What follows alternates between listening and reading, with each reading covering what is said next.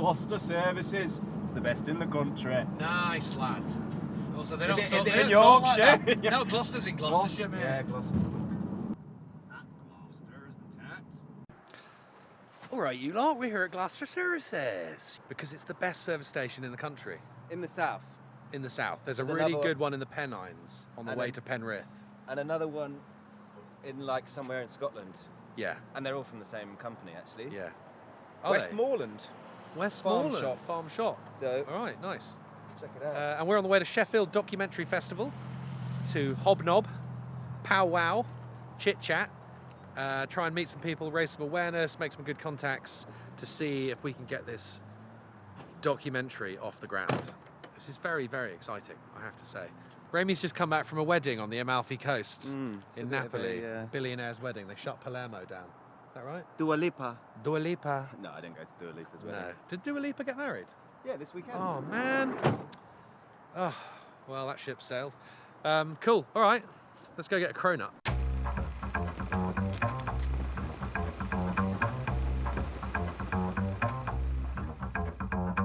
It is nice, though, isn't it? No dice for you today? No veggie bits for me. No. I think I'm going to have one of those. Is that chocolate? I got a Bombay pie. Did you? Yeah, I got a Bombay pie. It was the only vegan choice. I got a chocolate bubka Oh. and a chocolate donut. Oh, you cheeky so-and-so. I already got the bubka. And then I saw donut and I was like, I need donut. I love that we're getting involved in Sheffield accents now. Yeah, are We're we? getting like Northern. Yeah. Oh my goodness.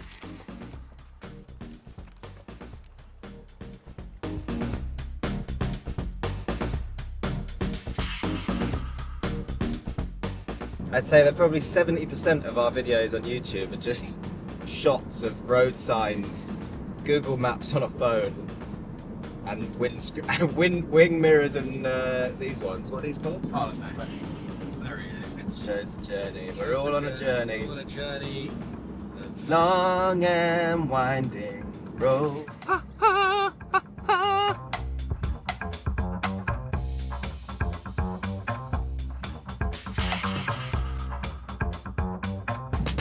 Side by good side there.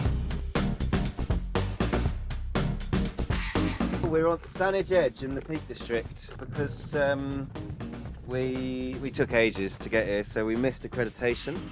So we thought, why not camp out and have a romantic evening? There's a lot of romantic things. Whenever we have a video together, I say we're having a romantic getaway together. Yeah, we had a little kiss on the Valentine's one. We when had. We went to see Bruce. So this is another romantic getaway where we're gonna spend the night looking out at these delicious hills. We've got ourselves a delicious pot noodle and some delicious digestives. Oh, it's me, you're Remi, come on!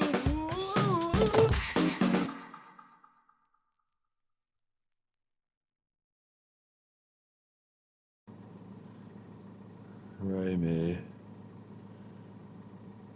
Hello. good night. Can't say that it was, no. Fucking freezing. Both of us have come from quite warm climates. Plumbed into bed. I woke up at 4 o'clock in the morning and I think it must have been about 3 degrees in the van. My chest was wheezing, I felt like I was having an asthma attack. Now it's pissing down with rain. About 3 hours sleep and we're off to Sheffield.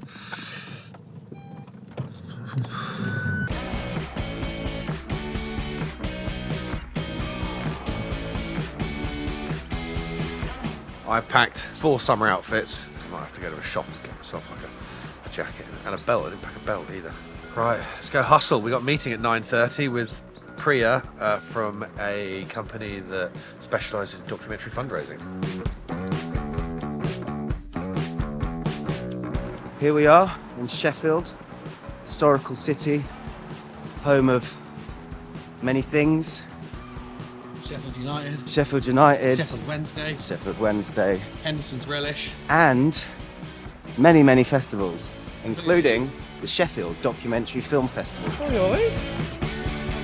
How auspicious.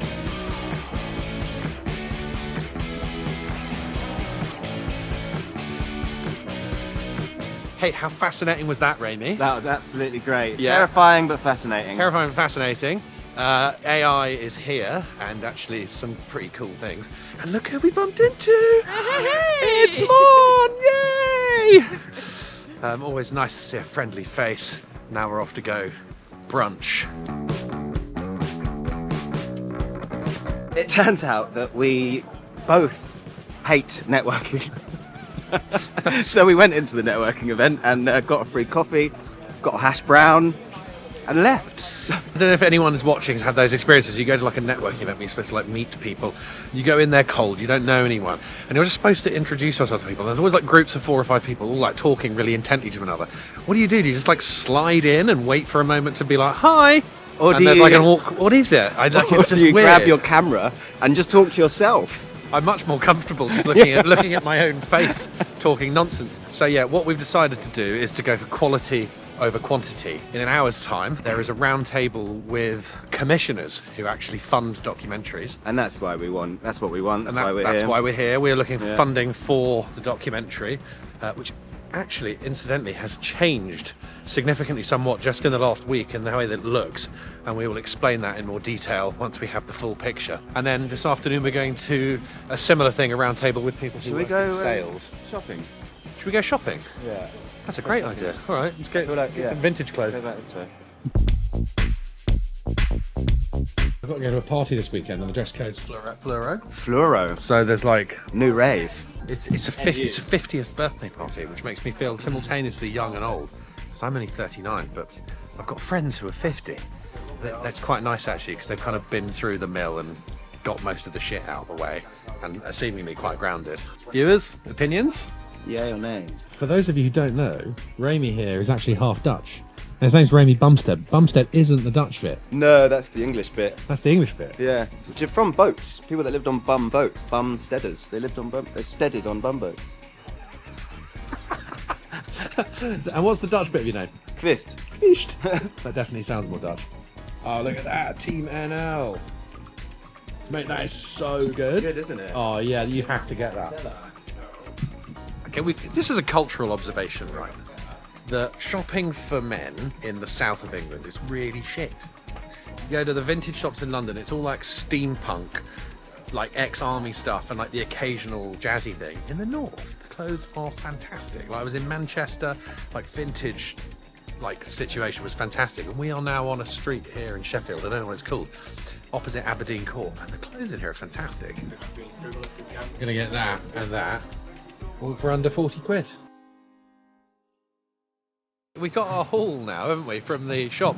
Remi and I were just reflecting that how hard it was to talk to people in the networking event. We just met Wayne, who runs the vintage shop here. We were there chatting away for hours. We could have stayed there all day. He had an Andy's Man Club bracelet on. Andy's Man Club are one of our 4 charity partners, and they organise peer-to-peer support groups around the country, in person and online, multiple times a day. So wherever you are, if you need someone to talk to, go to an Andy's Man Club meet. And it's quite useful because we're also reflecting that when you're talking to mates, if you don't have a friendship group where they're that open to vulnerability and don't have the skills maybe to support, not through lack of wanting to, but just through lack of not having that, you know, sort of experience, training, whatever you want to call it, conditioning, that you can go and talk in a space with some strangers. And actually that's often incredibly more powerful because there's no sort of preconceived or predefined dynamic to your relationship. So I wish I knew what Wayne's shop was called. I tell you to go there. He was fantastic. Grab a bit of True food. Vintage by Wayne. True Vintage by From Wayne. Monzo. I found out. True. Thank you, Monzo. Yeah. Great digital bank. Monzo, would you like to sponsor us? Division Street.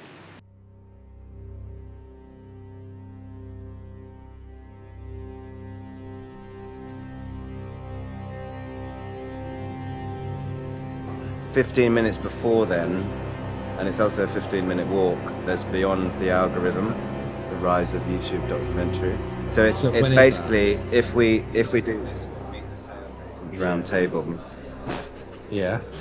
then we will miss half almost of the one about YouTube documentary, and I think actually that's potentially More interesting than the sales. more interesting. But I mean, We're sales not is in interesting. distribution yet. are we? No, we're quite a long way off that. Well, we can come back next year. We can come back next year and do the sales thing. Okay.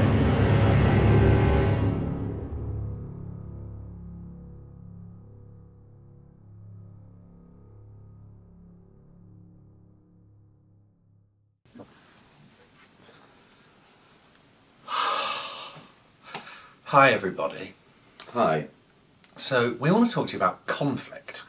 What started as a really, really fun day up here suddenly just exploded and descended into something that felt incredibly uncomfortable and destabilising for both of us. To give you a top line, we turned up 45 minutes early for a session that we wanted to go into that we didn't have tickets for. The representatives from Sheffield Doc Fest said, well, you could just wait here. And so we waited there. About 10 feet behind us were two young guys who I think were waiting for the same thing. About 25 minutes later, I nipped to the loo quickly, came back and joined Remi. And the queue had by that point fleshed out with a lot of people wanting to join. And then out of nowhere, there was a lady in the queue behind these two young men who started essentially shouting at us for queue jumping, saying that these two boys were at the front and that we jumped into the queue. And that we have to go to the back of the queue. And that we had to go to the back of the queue. And this queue is massive by this point. And also, just for context, about when we spoke to the people at the front of at the entranceway, the people that were checking tickets, they said, oh, you need a ticket, you can wait here. And then we kind of looked at the two young guys behind us, and they were like, yeah, you need a ticket, we're kind of waiting as well.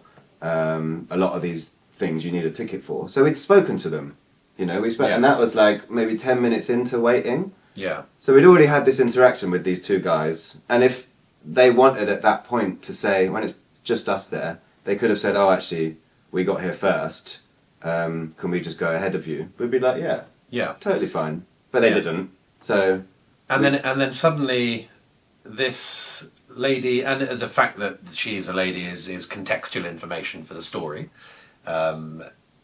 It's no relevance of whether she was a man or a woman. She happened to be a woman, and she began communicating very angrily towards us in an extremely vitriolic way, but in a manner that was entirely disproportionate to what was happening in the moment. And both Remi and I became very dysregulated, and in the moment, which we've reflected on, we were both sort of trying to hold ourselves within ourselves, to regulate and to communicate.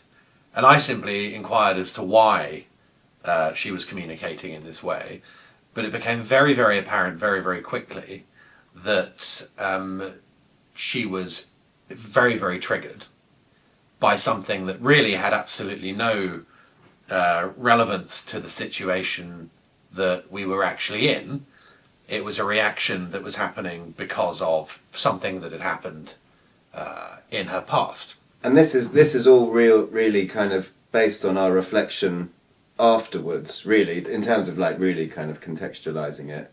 Because in the moment, I mean, I can only speak for myself, but in the moment, we were being attacked, like the nervous system responds to that kind of attack the same way as it would from like, a bear or a saber-toothed tiger, really, like absolute kind of fizzing. You ever come across a saber-toothed tiger? I haven't.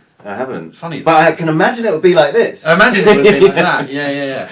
But like, I think it was this thing of really, like, I was fizzing and I was trying to use all of my kind of emotional awareness and intelligence to not react, because in those moments it's so easy to react and lose it and meet that level of intensity with the same kind of level of intensity. But it was really using all of our awareness to stay calm and just inquire, and also just say our piece, to be like, well, we've actually been waiting here since the beginning when no one was here. Like, yeah, those two guys were kind of milling around the same area, so like, sure, we're all kind of in it together at the same thing.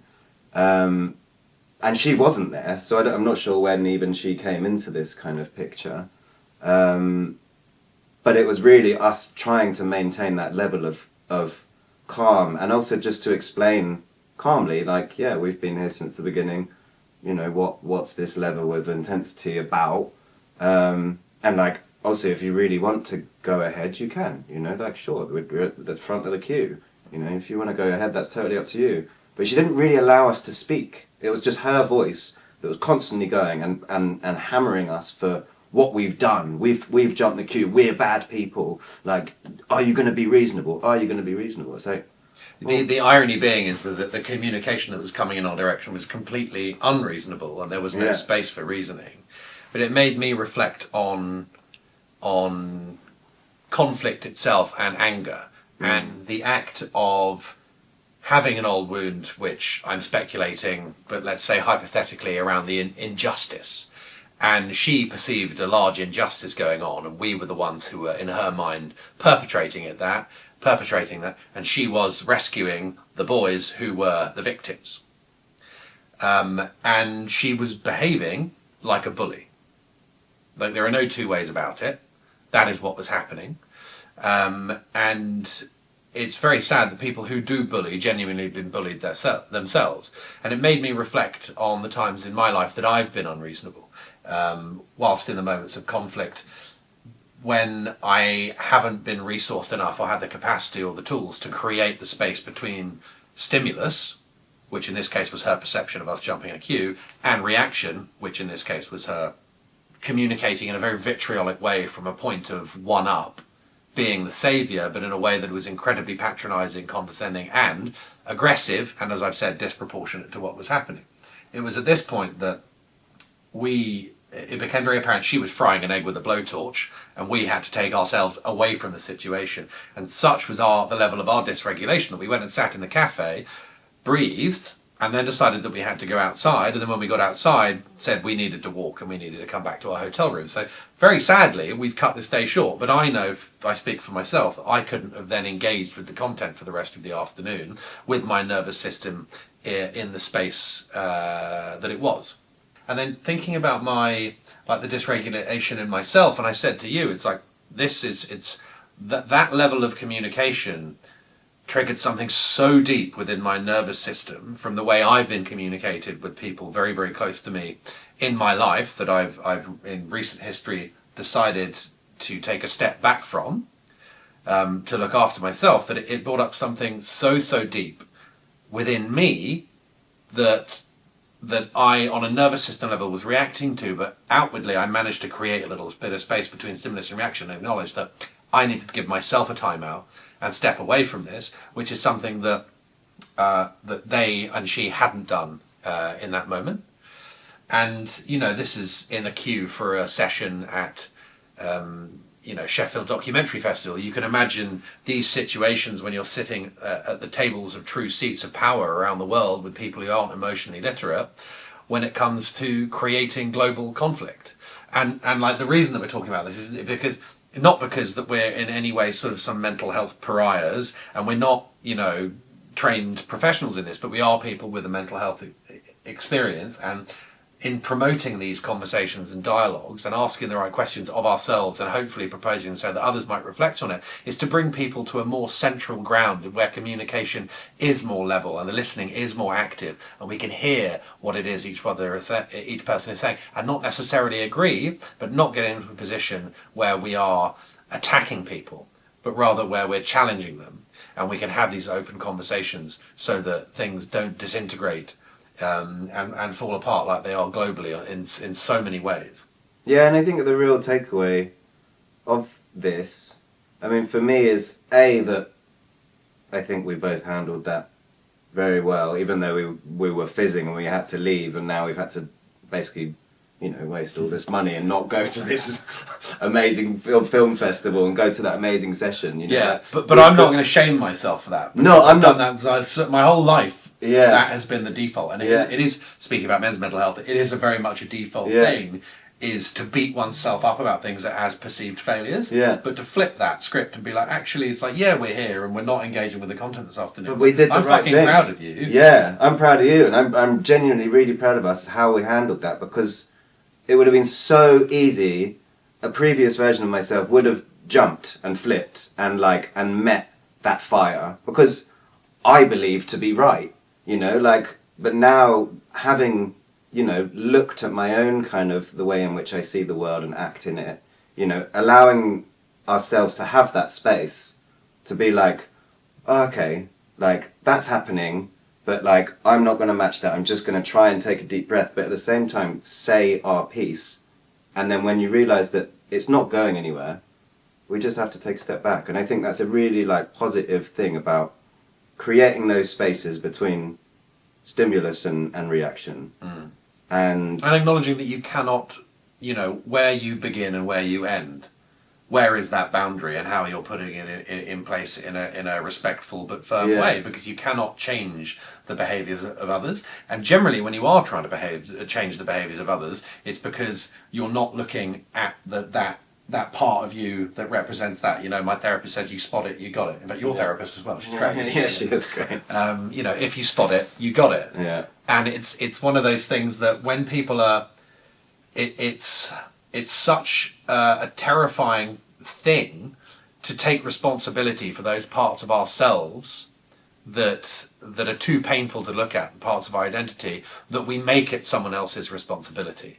And we project that anger outward without acknowledging what lies in the shadow of that anger, which is often grief and fear. There's nothing wrong with anger. Anger is a red essence. It's an incredibly important emotion. However, when it is expressed skillfully. And like I said, I'm not being a pariah. I get this wrong a lot. One thing that I do try and do after I've got it wrong, once I've managed to regulate, is always take responsibility for myself in that, whether that be to a partner, whether it's be to my son, that I will always say, like, this is my stuff. Like, yes, like, you may have, whacked me there. You may have punched me. Like, that's not okay to do that, but it doesn't mean that you're a bad person. Like, you are not, there's no wrongness to you, it's just that behaviour is incorrect. Likewise, my reaction to that was also not okay, but that's not your stuff, and you don't have to change who you are to try and get my love, because that is something that I will always give to you unconditionally. I also want to acknowledge that, I said earlier that the fact that she was a woman is just contextual information to the exchange. However, historically, it's been more acceptable for a man to exhibit anger as the primary emotion, and often men only exhibit anger because we're brought up to believe that other emotions are weakness, and that it's highly likely that the reaction that we receive today through injustice was probably how this person was reacted to earlier in life. And it's often 1% about what's happening at the moment, and 99% about these adaptations, these survival adaptations that you picked up as a child and in adolescence, which you used to survive, which you needed to survive. And she probably needed to behave like that in order to survive in the dynamic that she grew up in. And yet it's not serving her, and it wouldn't serve me, and it doesn't serve me when these play out in adult life. And it's corrosive to relationships, because that way of communicating is not relational at all. Like, there's no middle ground, there's no compromise, there's no resolve in there. It's pure vitriolic bullying, and it's not okay. And just to echo what Robin Williams famously said, is that you have no idea, every single person in this world is fighting some sort of storm inside, and it's so important to tread carefully in the lives of others. Whether you're in the checkout and it's taking a bit long because the checkout attendant at the supermarket, you have no idea what they might be going through, in any situation. So just tread carefully. And I think, echoing that, it's like we don't know what she was going through. We have no idea. Like, we can cast assumptions, but we are aware of her perspective. Like, we understand that she has a perspective that is making her react in that sort of way, which is fine. We're aware of that, but she wasn't. And I think this is the crucial thing, that, like, emotional intelligence and relational intelligence is that you can understand that other person has a different way of seeing things. And I think this is the crucial thing with conflict and conflict resolution in these settings, and also the grand geopolitical system, is understanding what you don't have to as you said, you don't have to agree with what that other person is seeing of the situation, but just being aware that they have their perspective, and that's their lens. This doesn't happen overnight, and you never transcend the human condition. Like, where would the interest be in that, in this psychology? But it's just, we really need people to lead with kindness and generosity at the moment. And just openness. I think, again, it comes back to that just openness of other ways of seeing things. Obviously, we're now talking to camera, kind of like turning this into a thing, but I think this is also really important. We're now reflecting. Reflect back, because all of these things will give us teachings. I speak for myself. Like, how fucking liberating it is when you do take responsibility and ownership for your reactions.